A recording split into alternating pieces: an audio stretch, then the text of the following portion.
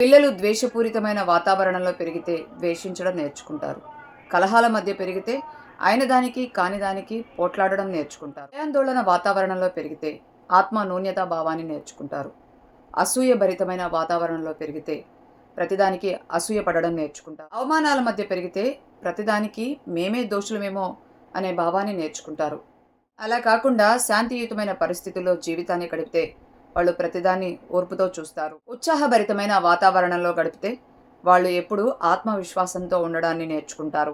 తాము చేసే పనులను పెద్దలు స్వీకరించగలిగితే తమను తాము ఇష్టపడడాన్ని నేర్చుకుంటారు. తమ వ్యక్తిత్వం గౌరవించబడే వాతావరణంలో పెరిగితే తమ విశ్వాసాన్ని కోల్పోకుండా ఈ ప్రపంచమంతా ప్రేమమయమని తెలుసుకుంటారు. తమలో ఉన్న శక్తి సామర్థ్యాలను పెద్దలుగాని గుర్తించగలిగితే తమ తమ లక్ష్యాలను వాళ్ళు సులువుగా సాధిస్తారు. ప్రేమ పూరితమైన వాతావరణంలో పెరిగితే వాళ్ళు గొప్ప ఔదార్యాన్ని నేర్చుకుంటారు. కపటం లేని స్నేహపూరిత వాతావరణంలో పెరిగితే వాళ్ళు సత్యం, ధర్మం నేర్చుకుంటారు.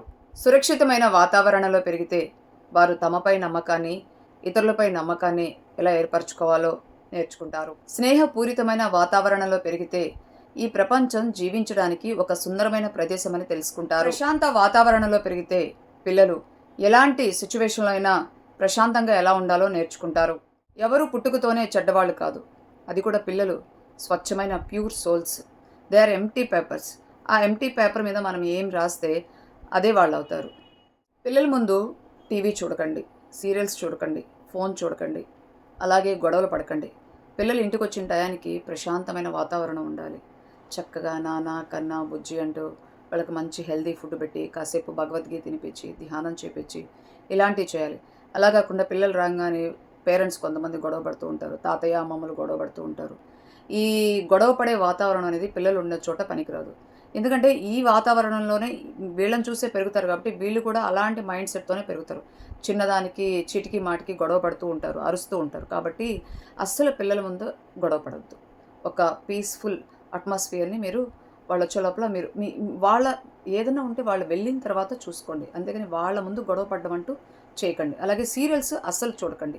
వాళ్ళకి ఏదైనా క్రియేటివ్ సబ్జెక్టు సంబంధించి ఈ స్కిల్స్కి సంబంధించివి మీరు ఫోన్ ఇచ్చినా టీవీ చూపించినా పెట్టండి.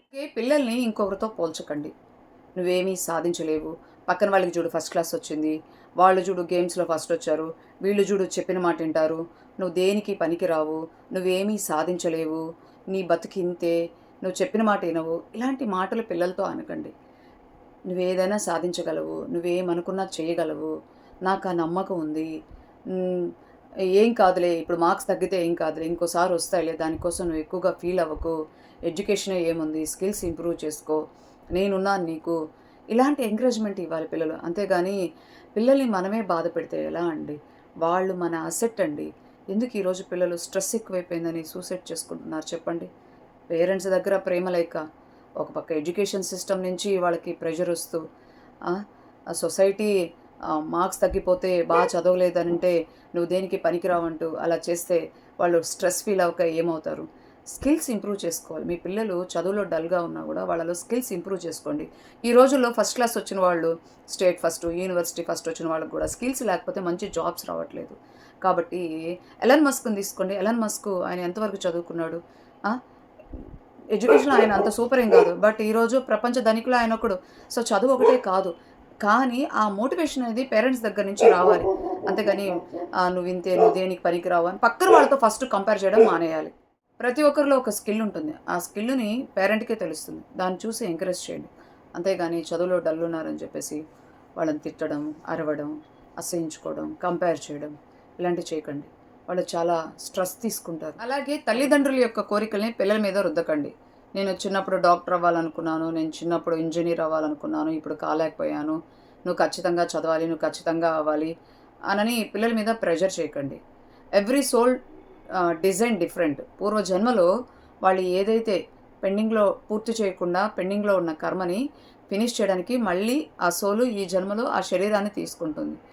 సో తన యొక్క సోల్ పర్పస్ని, సోల్ డిజైన్ని తను కంప్లీట్ చేయాలి, కానీ మీ యొక్క డిజైర్స్ని కాదు. కాబట్టి ఫోర్స్ చేయకండి. నేను ఒక స్టూడెంట్కి యోగా చెప్పాను. వాళ్ళ నాన్నకి డాక్టర్ అవ్వాలంటే ఇష్టం. అందుకని తనకేమో డాక్టర్ చదవడం అస్సలు ఇష్టం లేదు. వాళ్ళ నాన్నకి డాక్టర్ అంటే ఇష్టం. సో వాళ్ళ నాన్న కోసం తను బీటెక్ తీసుకోవాలనే కోరికని చేంజ్ చేసుకొని బైపీసీ తీసుకుంది. ఆ బైపీసీ చదవలేక, ఇష్టం లేని చదువు చదవలేక, వాళ్ళ నాన్నకి చెప్పలేక తను డిప్రెషన్‌లోకెళ్ళిపోయి సూసైడ్ దాకెళ్ళిపోయింది. ఇప్పుడు కూడా తమ యొక్క కోరికల్ని పిల్లల మీద రుద్దకూడదు. అలాగే పిల్లలు పేరెంట్స్ యొక్క ప్రాపర్టీ లాగా ఫీల్ అవుతూ ఉంటారు. వాళ్ళని కంట్రోల్ చేయడానికి, కమాండ్ చేయడానికి చూస్తూ ఉంటారు. ఎక్కువ వాళ్ళని ఇతరులతో పోల్చడం ఇలాంటివి చేస్తూ ఉంటారు. చూడండి, ఖలీల్ జిబ్రా ఒక మాస్టరు ఒక మాట అంటాడు. పిల్లలు మీ ద్వారా వచ్చారే గానీ మీకు చెందిన వాళ్ళు కాదు అని. సో, వాళ్ళు మన ద్వారా వచ్చారు. అంతేగాని వాళ్ళ మన ప్రాపర్టీ అని మనం ఫీల్ అయిపోతూ ఉంటాం. వాళ్ళకివ్వాల్సిన ఫ్రీడమ్ వాళ్ళకివ్వాలి. వాళ్ళకివ్వాల్సిన రెస్పెక్ట్ వాళ్ళకివ్వాలి. వాళ్ళలో ఉన్న టాలెంట్‌ని గుర్తించాలి. వాళ్ళని ఎప్పుడూ ఎంకరేజ్ చేయాలి. వాళ్ళని ఎప్పుడూ ఇతరులతో కంపేర్ చేయకూడదు. సో, అలా మనం బాగా చూసుకుంటేనే వాళ్ళు హ్యాపీగా ఉంటారు. అలా గాకుండా మనం ఎప్పుడు తిడుతూ, అరుస్తూ ఉంటే చాలా బాధపడిపోతారు. స్ట్రెస్ ఫీల్ అయిపోతూ ఉంటారు. పేరెంట్స్ హ్యాపీగా, ప్రేమతో చూసుకుంటారని నేను ఆశిస్తున్నాను.